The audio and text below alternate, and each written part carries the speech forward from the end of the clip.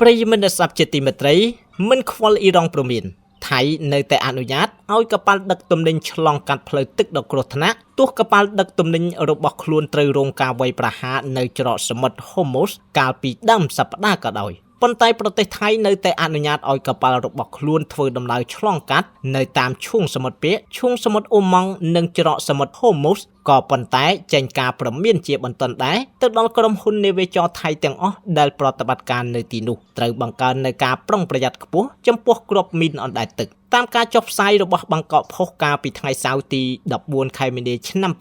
2026ការព្រមានបន្ទាន់នេះគឺចេញពីកងទ័ពជើងទឹកថៃព្រោះតែស្ថានភាពពោពេញដោយគ្រោះថ្នាក់អ្នកនាំពាក្យកងទ័ពជើងទឹកថៃលោកឆារ៉ាច់រ៉ាថាណាចៃផានបាននិយាយដែរថាយើងសូមជំរុញឲ្យប្រតិបត្តិការកប៉ាល់ទាំងអស់ត្រូវអនុវត្តតាមវិធីសន្តិសុខឲ្យបានម៉ឺងម៉ាត់បំផុតគ្រាប់មីនទាំងនេះមិនត្រឹមតែជាការគំរាមកំហែងដល់យោធាប៉ុណ្ណោះទេប៉ុន្តែវាគឺជាគ្រោះថ្នាក់ដ៏ធំសម្រាប់នាវាស៊ីវិលនិងកប៉ាល់ដឹកទំនិញដូចជាករណី Mayuri Nari ផងដែរទន្ទឹមគ្នានេះលោកចារ៉ាច់បានអះអាងថាកងទ័ពជើងទឹកថៃនឹងបន្តតាមដាននិងវេតម្លៃស្ថានភាពហើយនឹងចេញសេចក្តីព្រមានបន្ថែមជាបន្ទាន់ប្រសិនបើចាំបាច់ប្រិយមិត្តស្ដាប់ជាទីមេត្រីអ៊ីរ៉ង់គម្រាមសងសឹកអ៊ុយក្រែនព្រោះតែលោកដៃជួយសត្រូវរបស់ខ្លួនសមាជិកសភាកម្ពុជារបស់ប្រទេសអ៊ីរ៉ង់បានព្រមានខ្លាំងទៅកាន់ប្រទេសអ៊ុយក្រែនដោយគម្រាមសងសឹកព្រោះតែទីក្រុងគៀវបានផ្ដល់ជំនួយនិងបញ្ជូនឧបករណ៍ការពារដែនអាកាសដល់សត្រូវរបស់ទីក្រុងតេហេរ៉ង់សារព័ត៌មាន RT បានដកស្រង់សំណេរប្រធានគណៈកម្មាធិការសន្តិសុខជាតិនៅក្នុងសភាអ៊ីរ៉ង់លោកអ៊ីប្រាហ៊ីមអាស៊ីស៊ីនិងបង្ហោះសារនៅលើបណ្ដាញសង្គម X កាលពីថ្ងៃសៅរ៍ទី14ខែមីនាឆ្នាំ